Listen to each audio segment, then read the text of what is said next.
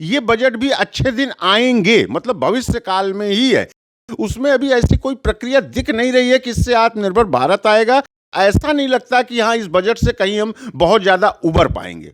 पूरी तरह से महँगाई बढ़ी हुई है और पिछले 5 सालों के दौरान अगर देखा जाए तो महँगाई चरम पर है। 1 लीटर पेट्रोल अगर आम जनता या हम खरीदते हैं तो उसमें 32 रुपए सीधे केंद्र सरकार की जेब में जाता है टैक्स के रूप में। साल दर साल बजट की बोली बदल जाती है, योजनाओं का नाम बदल जाता है, तो उसका असर आम जनता पर पड़ता है।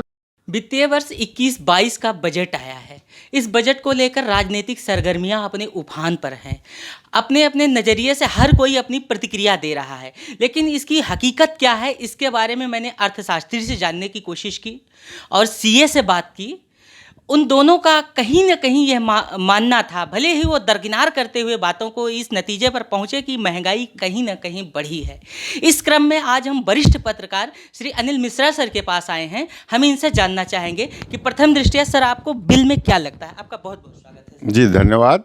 देखिए, बजट हर साल जैसा कि नियम है कि साल भर का बजट सरकार पेश करती है, तो उसी प्रक्रिया के तहत पास किया गया।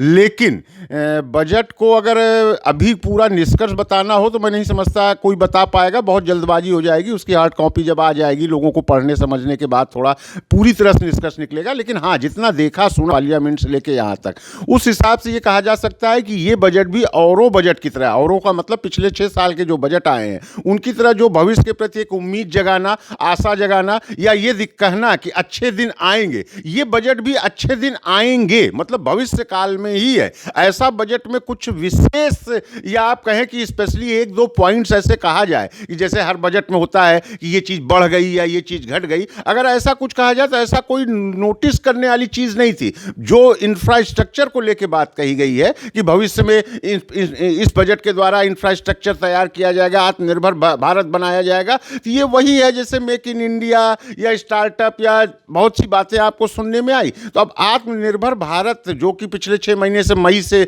मोदी जी ने बोलना शुरू किया था, कहीं ना कहीं बजट पर उस सोच का असर दिखा है। लेकिन ऐसा कोई जो सुनने में आया बजट को, जो हम लोगों ने सुना देखा, उसमें अभी ऐसी कोई प्रक्रिया दिख नहीं रही है कि इससे आत्मनिर्भर भारत आएगा, या जो अभी तक की समस्याएं थी, जो जिस मंदी के दौर से हम गुजर रहे थे, और खासकर कोरोना जैसे महामारी के दौरान जब पूरा विश्व धराशायी हुआ, उसमें भारत भी शामिल है, जहां हम -23-26 पर जीडीपी को लेकर चले गए थे विकास दर को। तो उसके तहत ऐसा नहीं लगता कि हाँ, इस बजट से कहीं हम बहुत ज़्यादा उबर पाएंगे। जैसे कि सवाल लोगों के चल रहे हैं, कहीं ना कहीं महंगाई तो बढ़ी है, सिर्फ 4 चीज़ें छोड़ दी जाए, लोहा, स्टील और सोना चांदी, तो कमोडिटी में जितनी दैनिक जीवन में रोज़मर्रा के उपयोग में लाई जाने वाली चीज़ें हैं, सब पे कहीं ना कहीं पैसा बढ़ा दिया गया है। इस पर आप क्या कहना चाहिए? नहीं, कहीं ना कहीं नहीं, आप ये कहिए पूरी तरह से महंगाई बढ़ी हुई है, इसको कहने में कोई संकोच नहीं है। और पिछले 5 सालों के दौरान अगर देखा जाए तो महंगाई चरम पर है, और ये सरकार भी कहीं ना कहीं स्वीकार रही है। सरकारी आंकड़े खुलकर बोल रहे हैं, और महंगाई के साथ जिस ढंग से बेरोजगारी बढ़ी हुई है, इन दोनों का बहुत बड़ा संबंध है। एक तरफ जेब में पैसा न होना और दूसरी तरफ चीज़ों का महंगा हो जाना। और अगर दैनिक भोगी चीज़ों में बात की जाए, जो खासकर रोटी, कपड़ा और मकान, एक आम आदमी की जो जरूरतें की चीज़ें हैं, उसमें सब्जी भी, अभी कुछ दिन पहले आपने देखा कि सब्जियों का दाम किस तरह बढ़ा हुआ था, और अन्य चीज़ों पर भी आप देखें तो जिस ढंग से चीज़ों को आउट ऑफ कंट्रोल होता जा रहा है, जो इस बजट में उम्मीद थी कि शायद सरकार उसको कहीं से कवर कर पाएगी, तो ऐसा बजट में कहीं देखने को नहीं मिला। उसका एक कारण बताता हूं कि जैसे कोई भी चीज़ आज की डेट में जो मार्केट है, मार्केट का जो ग्लोबलाइजेशन हो रहा है, खासकर इंडिया के रिस्पेक्ट में देखा जाए, तो चीज़ों को जो इधर से उधर, जिसको ट्रांसपोर्टेशन कहते हैं, उसका बहुत बड़ा असर पड़ता है महंगाई पर, और वो डिपेंडेंट है पेट्रोल और डीजल पर। पेट्रोल और डीजल जिस ढंग से इस सरकार ने, पेट्रोल और डीजल नहीं महंगा हुआ, इस सरकार ने उसको जिस ढंग से महंगा कर रखा है, मतलब ये कहीं बोला जाए तो शायद लोग उम्मीद नहीं करते कि अगर आज 86-87 रुपए का पेट्रोल मिल रहा है, तो उसमें 1 लीटर पेट्रोल अगर आम जनता या हम खरीदते खरीदते हैं तो उसमें 32 रुपए सीधे केंद्र सरकार की जेब में जाता है टैक्स के रूप में, और 19.5 रुपए प्रदेश सरकार की जेब में जाता है। तो अगर इसको टोटल आप जोड़ लें तो 52-53 रुपए 1 लीटर पेट्रोल खरीदने पे सरकार को हमें टैक्स देना पड़ रहा है। और यही पेट्रोल डीजल, चाहे वो खाने की चीजें हो या जरूरतमंद की जितनी भी चीजें हैं, क्योंकि अगर गेहूं या धान या सब्जी कुछ भी पैदा होता है खेत से, तो खेत से लेके मार्केट तक उसको लाने में इन्हीं चीजों का प्रयोग होता है और इसकी सबसे ज्यादा जरूरत पड़ती है। तो जब ये चीज इतनी महंगी है तो निश्चित है 2 रुपए की चीज को लाने के लिए 200 रुपए का पेट्रोल जलाना पड़ रहा है, डीजल जलाना पड़ रहा है। तो उससे वो 2 रुपए की चीज 20 रुपए और 50 रुपए तक पहुंच जा रही। तो सरकार ने आज भी, अगर आप लोग ध्यान दें तो बजट में जिस ढंग से एक सेस लगाया गया, उसको एक कृषि सेस कहें या कोरोना सेस कहें, आप उसको अगर ध्यान दें तो उस सेस के तहत अगर ये कह देना बाद में वित्त मंत्री जी का जैसा बयान था कि जनता पर इसका कोई असर नहीं पड़ेगा, मैं इसको मानने को तैयार नहीं हूं। आज उन्होंने बोल जरूर दिया है, लेकिन आप निश्चित रूप से देखिएगा अगले 10 से 15 दिनों में इस सेस का असर निश्चित रूप से जनता की ही जेब से निकाला जाएगा। वो कहा जाता है ना, कान आप ऐसे पकड़िए वैसे, वो आपको ये रंग रूप अब देखने को मिलेगा। सर, पेट्रोल डीजल से याद आया कि 4 रुपये डीजल पे और 2.5 रुपये पेट्रोल पे। अगर कहीं ना कहीं ये देखा जाए तो जिस तरह से एमएसपी मिनिमम सपोर्टिव प्राइस 1.5 गुना किया गया है, तो कहीं इधर बढ़ा के खपा तो नहीं दिया जाएगा कि पूरा कर दिया जाएगा? नहीं, वो आप गलत देखिए। ये तो एमएसपी जो बढ़ाया पेट्रोल डीजल पे आज नहीं, सरकार पहले दिन से, अगर ये सरकार जब से बनी है तो आप देखिए पेट्रोल डीजल किस स्थिति में पहुंच गया था, और ये पहले दिन से। और ये सच है कि अब ये देखने में आ रहा है कि सरकार, अगर देखा जाए तो सरकार का आधा खर्च पेट्रोल और डीजल से ही निकल रहा है।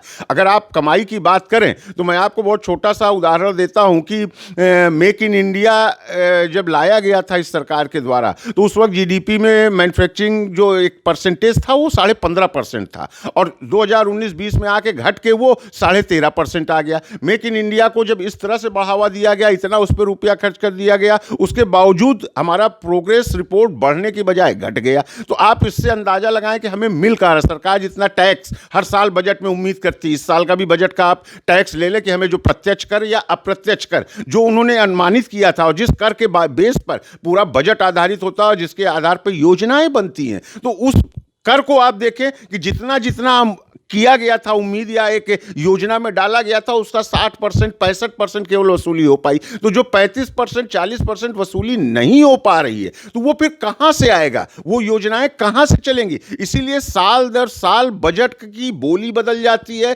योजनाओं का नाम बदल जाता है, तो उसका असर आम जनता पर पड़ता है और निश्चित रूप से महंगाई होती है। जो योजनाएं चलाई भी जाती है वो आधी अधूरी लटक जाती है। कितनी योजनाएं चली, कितनी प्रकार की प्लानिंग की गई, लेकिन देखिए रिजल्ट क्या है। हमें अब आत्मनिर्भर भारत पर आना पड़ा और ये कहना पड़ा कि इंफ्रास्ट्रक्चर बनाए को हम मजबूत कर रहे हैं। इंफ्रास्ट्रक्चर मजबूत करना किसी भी देश का वो कोई एक साल 2 साल का काम नहीं होता। इंफ्रास्ट्रक्चर पूरा करने में काफ़ी समय लगता है, लेकिन आज ज़रूरत देश की कुछ और है। और खासकर जब एक तो अगर आप ध्यान दें कि पिछले फरवरी 2019 के 20 के फरवरी के पहले देखें तो हम किस तरह मंदी के दौर में थे। जीडीपी हमारा लगभग 4% पर आ गया था। कोरोना ने पूरी तरह से तोड़ दिया। उस पर जब कहा जाता है ना कि भूखे पेट अगर कोई बैठा हुआ है, उससे आप भविष्य की योजनाएं बताएं और बताएं कि हम आपको इतने सालों बाद इतना कुछ तैयार करके दे देंगे, तो प्रश्न ये उठता है कि जो पेट अभी भूखा है, जो ज़रूरतें अभी वो अगर अभी पूरी नहीं होंगी, तो भविष्य में अगर कोई चीज होने के सपने दिखाए जाते हैं, मैं समझता हूं कोई मायने नहीं रखता है। सर, लोगों की ओर से लगातार कहा जा रहा है कि ये बजट आत्मनिर्भर भारत में आत्मनिर्भर बनाने में बड़ी मदद करेगा। जहाँ तक बेरोजगारी का सवाल है तो लोग त्राहि त्राहि कर रहे हैं, बेरोजगारी अपने चरम पर है। तो क्या यही बजट अब एक रामबाण नुस्खा रहेगा कि लोगों को आत्मनिर्भर बना देगा? नहीं, बिल्कुल बहुत अच्छा प्रश्न किया आपने। आत्मनिर्भर भारत बने सब चाहते हैं और सबको खुशी होगी, लेकिन आत्मनिर्भर भारत बनने का कहीं कोई लेखा जोखा तो दिखना चाहिए। बोलने से नहीं होता है। आप देखिए, आत्मनिर्भर भारत की सबसे बड़ी इस वक्त समस्या है आदमी की जेब खाली है। वो केवल इंडिया की नहीं, पूरे विश्व की है। लेकिन विश्व की सभी कंट्रीज, अमेरिका से लेकर जितनी विकसित या विकासशीलों में अग्रणी देश हैं, उन्होंने देखिए अपने अपने यहाँ के चाहे उद्योगपति हों, छोटे जिनको छोटे लघु मध्यम कहते हैं, या बेरोजगारी की जो संख्या है उन सबके डायरेक्ट पैसे भेजा है, उनके अकाउंट में भेजा है। उसका कारण था कि मार्केट या जो आपका बजट होता है या जो आपकी अर्थव्यवस्था चलती है, वो जो पब्लिक की जेब में पैसा होता है वो खर्च करती है, उसी खर्च से पैसा निकलता है तो वो सरकार के पास पहुंचता है। अगर आप जनता को या उद्योगपतियों को, छोटे मझुले जो हैं या किसी भी बिजनेसमैन को अगर आप पैसा नहीं दे रहे हैं और वो ऑलरेडी खाली जेब बैठा हुआ है तो कहां से पैसे खर्च करेगा? और अगर जनता नहीं पैसा खर्च करेगी, बाजारीकरण बढ़ेगा नहीं, तो निश्चित है सरकार के पास पैसा नहीं पहुंचेगा। तो ये आत्मनिर्भर भारत की जो बात कही जा रही, सुनने में फिर कह रहा हूं बहुत अच्छा लग रहा है। आप नौकरी की पूरे बजट में देख लीजिए कि नई नौकरियां पैदा हों, लगभग एक अनुमानित आंकड़ा है कि लगभग 12 करोड़ के लगभग बेरोजगारी हो गई। इस वक्त लगभग 9% की बेरोजगारी हो गई, जो कभी नहीं रही है। अभी पिछले साल अगर आपको कोरोना के पहले की स्थिति याद हो तो 7% थी, इस वक्त 9% हो गई। इतनी बड़ी बेरोजगारी, अगर उनको रोजगार नहीं मिलेगा, उनकी जेब में पैसा नहीं आएगा, तो आखिर ये कहां से आप आत्मनिर्भर भारत की बात कर रहे हैं? खेती बजट, कृषि को लेकर इतना बवाल चल रहा है, कृषि बिल आया है, इस बजट में आप देखिए खेती का भी बजट घटा दिया गया है 6%। सम्मान निधि योजना दी जा रही थी, उसमें भी सुना है 13% की कटौती कर दी गई है। तो आखिर जब आप हर जगह कटौती करते जा रहे हैं, न कि पब्लिक की जेब में पैसे डाल रहे हैं, और बिना पब्लिक की जेब में पैसा गए, अगर पब्लिक की जेब में हम ही आप हैं, आप सोचें कि अगर हमारी आपकी जेब में पैसा नहीं होगा तो हम बाजार कैसे जाएंगे? बाजार नहीं जाएंगे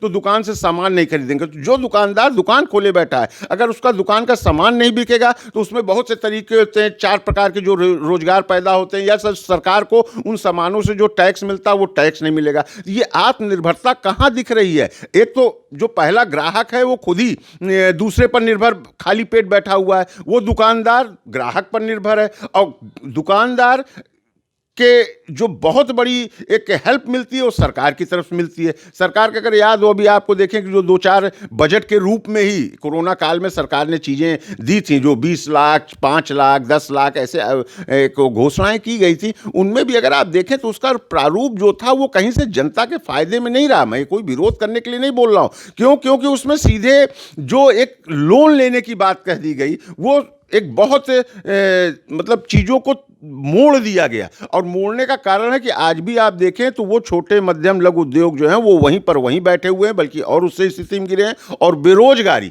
जिस ढंग से बढ़ी है, जिनके रोजगार चल भी रहे हैं उनके बारे में आप पता कर लें, 3-3, 4-4 महीने से प्राइवेट सेक्टर की बात कर रहा हूँ, नौकरियां नहीं मिल रही हैं। हमें तो सरकारी लोग ऐसे मिल रहे हैं जो 3-4-5 महीने से कह रहे हैं तनख्वाह नहीं मिल रही है, पेंशन नहीं मिल रही। तो मेरे कहने का कुल मतलब ये है कि अगर पैसा पब्लिक को नहीं मिलेगा तो पब्लिक खर्च कहां से करेगी, और जब खर्च नहीं करेगी तो बाजारीकरण कहां से होगा, बाजार का विकास कहां से होगा, और बाजार का विकास नहीं होगा, बाजारीकरण नहीं होगी, क्रय विक्रय नहीं होगा, तो फिर आत्मनिर्भर भारत की बात मुझे लगता है शायद बेईमानी होगी। सर, हमने सीए से बात करी, आज गौरव गुप्ता जी से हमने बात की, तो वो भी कहीं ना कहीं ये मानने के लिए विवश हुए कि हाँ महंगाई तो बढ़ेगी। एक तरफ महंगाई बढ़ेगी, दूसरी तरफ आत्मनिर्भर भारत की बात कही जाए तो क्या वो बेरोजगार आदमी इस भरी महंगाई के दौर में आत्मनिर्भर बनने के लिए सक्षम हो पाएगा?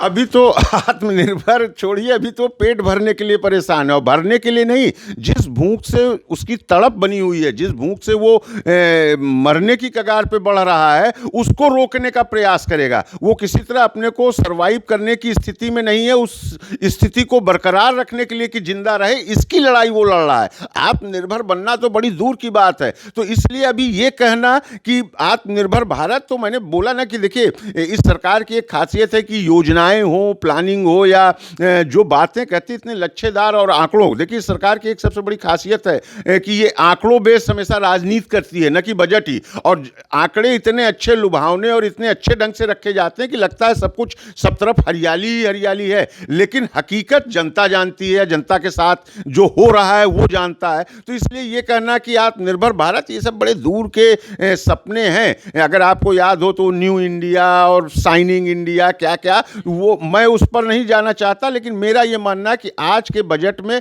ऐसी कोई सिर्फ एक लाइन ये कहना कि इंफ्रास्ट्रक्चर पर, और इनका ये कहना भी अभी अगर आप देखें तो स्वास्थ्य क्षेत्र में इन्होंने जिस ढंग से कहा है कि मैं पैसा डालूंगा, थोड़ा पैसा बढ़ाया है, लेकिन स्वास्थ्य क्षेत्र की जो स्थिति है, भारत की जो भौगोलिक स्थिति है, भारत की जो जनसंख्या है, उस हिसाब से अगर ये पैसा भी देखें तो न के बराबर है, जीरो। तो इसमें भी आत्मनिर्भर नहीं हो पाएंगे जिसमें इतना ज़्यादा पैसा फेंका गया है। लेकिन आत्मनिर्भर भारत अगर बनाना था, मुझे ऐसा लगता है कि शायद इनको सबसे पहले कृषि पर जोर देना था। कृषि व्यवस्था के लिए इनको कुछ न कुछ ऐसी घोषणाएं करनी थी, कुछ न कुछ ऐसी प्लानिंग लानी थी, कुछ न कुछ ऐसी स्कीम या जो सीधे किसानों को फायदा पहुंचाती, तो शायद जो आज भी भारत है 70% के लगभग आज भी जनता कृषि पर ही आधारित है, जिसमें 55-60% डायरेक्ट है और 5-10% 15% इनडायरेक्ट कहने को है, लेकिन वो भी डायरेक्ट है, तो शायद आत्मनिर्भर भारत बन जाता। लेकिन हम ये सोचें कि हम मोबाइल बनाकर या कुछ रक्षा उपकरण बनाकर दूसरे देशों के सहयोग से अगर हम आत्मनिर्भर भारत की परिकल्पना करते हैं तो शायद हमारी सोच गलत है। मैं नहीं कहता उद्योग चलने चाहिए, उद्योग बढ़ने चाहिए, लेकिन भारत जैसे देश में उद्योग आधारित अगर हम भारत चाहें तो वो अभी संभव नहीं है। अभी हम उस स्थिति में नहीं आए हैं कि हम उद्योग आधारित भारत बना लें और उद्योग के बल पे भारत चला लें। भारत की स्थिति जो फैक्ट है, जो धरातल पर है, वो सिर्फ और सिर्फ अगर आत्मनिर्भर भारत बन सकता है तो केवल और कृषि के बढ़ावे से ही बन सकता है। और कृषि के बढ़ावे में किसानों की हित में अगर कार्य किए जाए तो निश्चित रूप से आत्मनिर्भर भारत बनेगा। अन्यथा ये सिर्फ ठीक है, बोलने को है, सरकार है या राजनीतिक पार्टियां हैं, कुछ भी बोल सकती हैं, और जनता है वो हर साल बजट देखती है, बजट आते रहते हैं जाते रहते हैं, लेकिन जनता उसी स्थिति में बैठी रहती है। सर, कृषि से हमें याद आया, कृषि में कॉटन पे 10% कर लगाया गया है। आज तक इससे पहले शून्य था। सर, क्या कहना चाहेंगे? क्या कृषि व्यवस्था 10% कर बढ़ा देने से ठीक हो? बिल्कुल, देखिए अब यही है ना कि आत्मनिर्भर भारत हो या कृषि व्यवस्था सुधारने की बात कही जाती है। आज जो बजट पेश किया गया, उस बजट में कृषि पर कितना जोर दिया गया इसका आंकड़ा ले लीजिए। और उसके बाद जैसा आपने कहा कॉटन पर 10% का टैक्स लगा देना, कॉटन छोड़िए, सरकार का ये कहना, मैं कोई विरोध नहीं कर रहा हूँ, बार बार कह रहा हूँ, लेकिन हकीकत बयां करना मैं अपना फर्ज समझता हूँ। सम्मान निधि योजना के तहत सरकार 6,000 रुपये किसानों को दे रही है, उसका आंकड़ा भी जारी करती, कितने करोड़ हजार करोड़ रुपए हमने डाल दिए किसानों। लेकिन अगर आप जो पिछले 5-6 सालों का जो समय बदला, जो महंगाई जहां से आपने शुरू की थी, खेती का ही जो एक आकलन किया जाता उसमें देखिए तो 15,000 रुपये पर बीघे खर्च बढ़ गया है खेती का, और आप 6,000 रुपये डाल दे रहे हो। तो उसमें आपने यूरिया पे टैक्स बढ़ा दिया, जितनी भी कीटनाशक थे उस पर टैक्स बढ़ा दिया, उन सब का टैक्स बढ़ा के आपने जहां 6,000 रुपये उनकी जेब में डाला सम्मान निधि योजना के तहत, तो उन्हीं की जेब से 15,000 रुपये आपने ले लिए। तो आप ये सोचिए किसान आत्मनिर्भर बनेगा और निरीह और गरीबी की तहत वो नीचे दबता चला जाएगा। तो ये कहना कि टैक्स भी लगा देंगे, चीज़ों का दाम भी बढ़ा देंगे, तो वही हुआ ना कि एक हाथ से देना और दूसरे हाथ से उसका दुगना निकाल लेना। तो फिर अगर आपकी यही पॉलिसी है, आपको लगता है इससे आत्मनिर्भर भारत बनेगा, तो जनता है, भारत की जनता है, बड़े धैर्यवान है, वो 5 साल देखी थी, ये 5 साल भी देख लेगी, उसके बाद जवाब दे लेगी। कमोडिटी के बाजार में जितनी भी चीज़ें थी सब पे टैक्स बढ़ा दिए हैं, सब पे पैसे बढ़ा दिए गए हैं, और सर शराब पे 100% बढ़ा दिया गया है। इस पर क्या कहना चाहेंगे सर? नहीं, देखिए शराब पर अगर बोलना हो तो शराब पे बढ़ा दिया गया, तो देखिए इसमें भी नीति जो सरकार की है वो कहीं बहुत क्लियर नहीं दिखती है। शराब पे 100% कर देने से शराबी कम हो जाए? नहीं, वही मैं कहना चाह रहा था। मैं ये नहीं कह रहा हूँ 100% रखें, 50% रखें, लेकिन एक तो देखिए विचार में जब आप क्लियर न हो, अगर इस जो सरकार है वो जिस पार्टी से संबंध रखती है या जिस संगठन संबंध रखती है, उसका अगर आप सोच विचार या नारा देखें तो शराब बंदी पर जोर देती है। तो कई प्रदेशों में इनकी जहाँ सरकारें हैं या नहीं भी हैं, तो वहाँ देखिए किस तरह का इन्होंने आंदोलन किया कि शराब बुरी चीज़ है, शराब नहीं बिकना चाहिए। और तो उसके तहत एक तरफ ये सोच है, दूसरी तरफ आप उसी शराब की कमाई से अगर सरकार चलाना चाहते हैं, एक तरफ पेट्रोल डीजल और दूसरी तरफ शराब, यही दो ऐसी चीज़ है जो आज की डेट में केवल इसी पार्टी को मैं नहीं कह रहा हूँ, लगभग सभी राजनीतिक पार्टियां इससे पैसा उगाने का काम करती हैं। लेकिन ये सच है कि इसकी एक लिमिट होती है, क्योंकि शराब कौन पी रहा है, कैसे पी रहा है, क्यों पी रहा है, ये भी आप जानते हैं। उसकी आप कितनी कमर तोड़ेंगे, उससे आप कितना पैसा निकालेंगे, आप अगर याद हो, ज़्यादा नहीं 10 सालों में आप देखिए शराब पर कितना टैक्स बढ़ा है, लेकिन उसके बावजूद शराब की बिक्री बढ़ती चली जा रही। जो आपका रेवेन्यू रिकॉर्ड बताता है सरकारी का, वो खुद बताता है। तो ये निश्चित है उसी गरीब जनता के जेब से पैसे निकल रहे। इस पे लॉजिक लोग देते हैं शराब पीना कोई अच्छी चीज़ नहीं है, बड़े रईसों की चीज़ है और ये बड़े लोग पीते हैं। मैं इस बात से सहमत नहीं हूँ, बिल्कुल सच है, बड़े लोग पीते हैं, पैसे वाले पीते हैं, लेकिन वो आंकड़े निकाल लीजिए जो गरीब जनता शराब पीती है, जिसको देसी शराब हमारे यहाँ कहा जाता है, इसीलिए दुकानों पर लिखा रहता है अंग्रेजी शराब की दुकान और देसी शराब की दुकान। आप देखें तो देसी शराब की का जो पैसा रेवेन्यू है पूरे देश में, अगर आप कैलकुलेट कर लें तो अंग्रेजी शराब से कई गुना ज़्यादा होता है। तो मेरे कहने का मतलब कि ये जो देसी शराब जनता पीती है कौन है? हमारे यहाँ का मजदूर है, हमारे यहाँ का गरीब तबका है, चाहे वो खेती से रिलेटेड हो या रोज मजदूरी करने वाला व्यक्ति हो, जिसकी कमाई रोज होती है कि रोज दिन भर दिहाड़ी मजदूरी करता है, फिर वो अपना, अब इसकी लॉजिक बहुत है, इसके पीछे बहस नहीं किया था, लेकिन ये करना भी निश्चित रूप से गलत है। इससे ज्यादा दिन आप कमाई नहीं कर सकते हैं। मेरे हिसाब से शराब पे 100% लगा देने के हिसाब से ज्यादती हुई।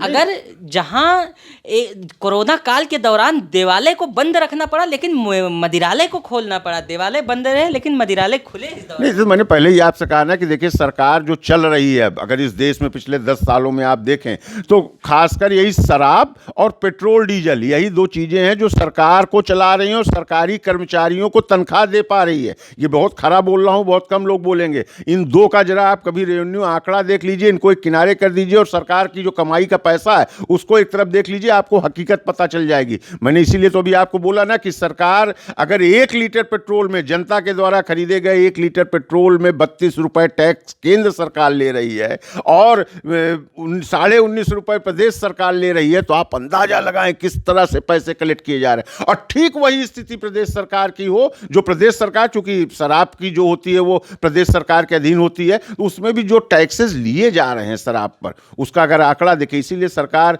जो आपने बात कहा ना, कोरोना में जहां पूरी दुनिया बंद हो गई थी, जहां मंदिरों भगवान की जगहों तक को बंद कर दिया गया था, एक शराब का मदिरालय एक ऐसा था, वो सरकार की मजबूरी थी, उन्हें मालूम था पैसा यहीं से मिलेगा। लेकिन हाँ, अगर वो कहा गया ना कि मुर्गी अंडा देती है, तो इसका मतलब नहीं कि एक ही दिन में आप सारे अंडे निकाल लीजिए, इसका भी परिणाम बहुत बुरा होता है। तो इस तरह से निश्चित रूप से ये जनता के या जो अर्थव्यवस्था है उसके लिए मैं इसको अच्छा उपाय नहीं मानता हूं, लेकिन सरकार ने हो सकता है कोरोना काल में तत्कालिक परिस्थितियों को देखते हुए कुछ ऐसा प्लान किया होगा, लेकिन ये प्लान अच्छा नहीं कहा जाएगा। राजकोषीय घाटे की अगर बात करें तो 3.8% बताया जा रहा है। तो आज एक अर्थशास्त्री जी ने मुझे बताया कि ये करंट ईयर का, ये पुराने ईयर का 3.8% राजकोषीय घाटा है, इस समय 9.4% चल रहा है। इसके एवज में इस घाटे की भरपाई करने के लिए देश की सब बड़ी कंपनियां जो हैं वो विनिमय की जा रही हैं, उनको प्राइवेटाइजेशन किया जा रहा है, जिसमें बड़ी कंपनी जो हमेशा बैलेंस शीट मजबूत करती है, भारतीय तेल कंपनी है, बीबीसीएल है और एयर इंडिया है।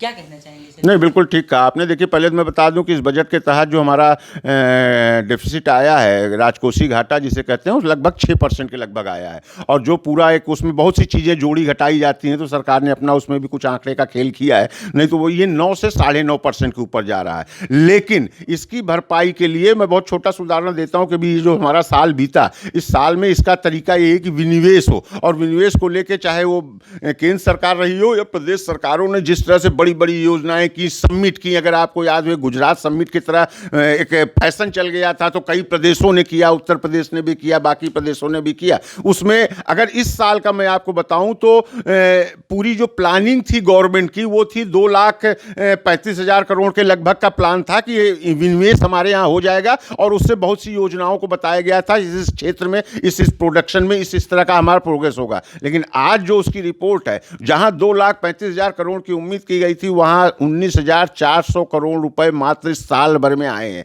अब इससे आप अंदाजा लगाएं कि घाटा कहां हो रहा है, कितना हो रहा है, प्लान कितना सक्सेस है, कितना नहीं सक्सेस है। सरकार की जो योजनाएं हैं, जो बजट के टाइम कही जाती हैं, योजनाओं को डिक्लेयर करते समय कहा जाता है, उसका क्या रिजल्ट निकलता है, आप इससे अंदाजा लगा लें। दूसरा, आपने कहा कि सरकारी कंपनियों को बेचकर, निश्चित रूप से बेचा, सरकारी कंपनियों को उनको बेचा जाता है जो घाटे में चल रही हो, जहां पे प्रोडक्शन न हो पा रहा हो या किसी तरह का प्रॉब्लम हो। अब आप कहें कि भारत पेट्रोलियम को ही बेच देंगे, जो कितने 4 या 5 लाख करोड़ की जिसकी प्रॉपर्टी है, उसका पूरा अनुमानित आय निकाला गया है शायद मेरे ख्याल 70,000 करोड़ रुपए। उसको अगर 70,000 करोड़ रुपए में बेच देते हैं तो आपको क्या फायदा होगा? 70,000 करोड़ रुपए से भारत सरकार या भारत देश कितने दिन चलेगी? 70,000 करोड़ रुपए शायद 3 साल अगर रोक दिया जाए तो कंपनी कमा के दे देती है, जो कि इतनी प्रॉफिट में चल रही है। तो प्रश्न ये उठता है कि इस तरह जो प्रॉफिटेबल कंपनियां हैं, ठीक है, अगर आपका कोई कंपनी है, कोई संस्थान है जो घाटे में जा रहा है या उसको मैनेज करने में दिक्कत हो रही है,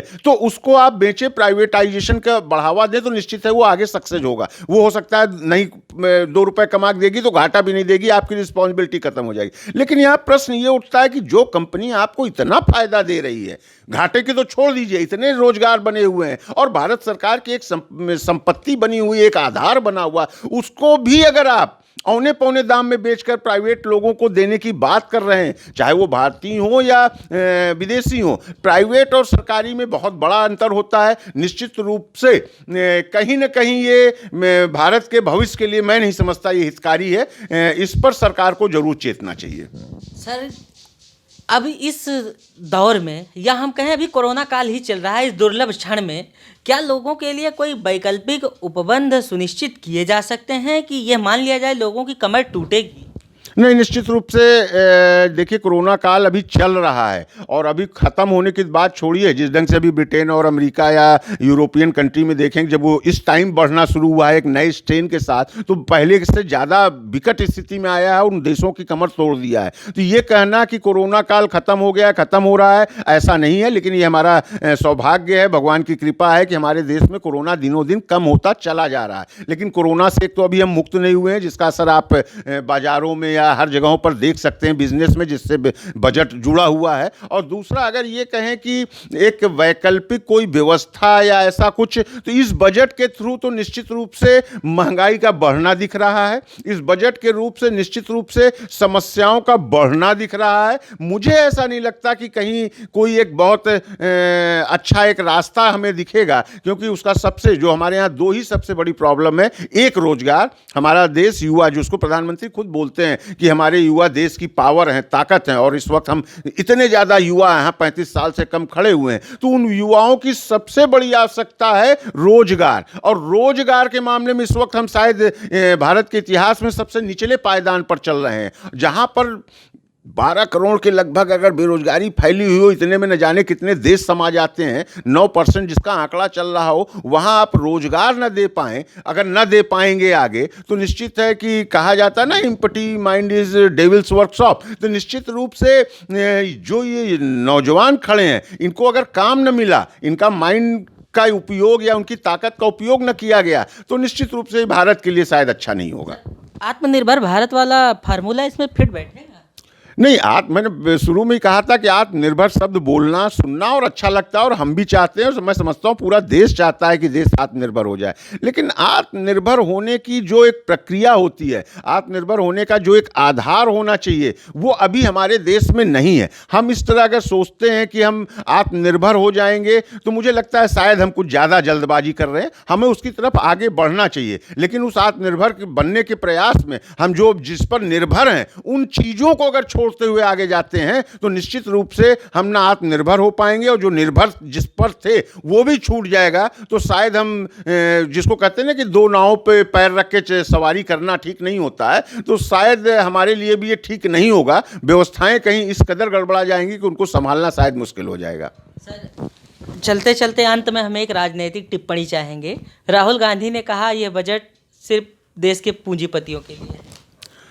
नहीं, देखिए, राजनीतिक टिप्पणी क्या है, राहुल गांधी भी जब उनकी सरकार थी, कांग्रेस की सरकार थी, तो वो भी बजट लाते तो थे। ऐसा क्या उन्होंने कर दिया था, कौन सी स्कीम लाई थी जो भाजपा या आज की सरकार कहती है, तो कोई गलत नहीं कहती है कि पिछले 55-60 सालों से आपकी सरकारें चली आ रही थी। आखिर वो आत्मनिर्भर जो एक बनने की स्थिति थी, जो 60-70 सालों में कई देश बने हैं, तो आप क्यों नहीं बना पाए? आपकी छोड़ी हुई कमियों को ही तो ये सरकार ढो रही है, और अगर सरकार ढो रही है तो सरकार उसको दूर करने का अगर प्रयास कर रही तो उसमें कहीं कुछ कमियां हैं तो आपको बोलने का अधिकार है, राजनीतिक पार्टियां हैं और विपक्ष में, विपक्ष का काम ही होता है विरोध करना। लेकिन हाँ, ये कह देना कि केवल उद्योगपतियों के लिए कर रही है तो ऐसा नहीं है। सरकार भी अगर उद्योगपतियों के लिए ही करती, जनता के लिए न करती, तो जनता, जो केंद्र सरकार 2014 में चुनाव लड़के आती है और 2019 में चुनाव होता है तो उससे ज़्यादा मतों से जीत कर आती है, ज़्यादा परसेंटेज पाती है, तो कहीं ना कहीं सरकार, लेकिन हाँ ये जरूर है कि जो एक बैलेंसिंग स्थिति होनी चाहिए वो सरकार की योजनाओं में कहीं देखने को कम मिल रही है, उसको सुधारना बहुत जरूरी है। सर, आपसे मैंने बहुत सारे पहलुओं पे बातचीत की, चर्चा की, आपने अपने हिसाब से बहुत अच्छे से बताया। आपका बहुत बहुत धन्यवाद। जी धन्यवाद, बहुत बहुत धन्यवाद। बजट के इस क्रम में हमने वरिष्ठ पत्रकार अनिल मिश्रा जी से बात की। ये भी कहीं ना कहीं बजट से असहमत नजर आए। इन्होंने अपने पॉइंट ऑफ व्यू से बहुत सारी बातें गिनाई और बहुत सारे उदाहरण दिए, आंकड़े भी रखे, लेकिन कहीं ना कहीं कमी इन्होंने भी रखी। धन्यवाद।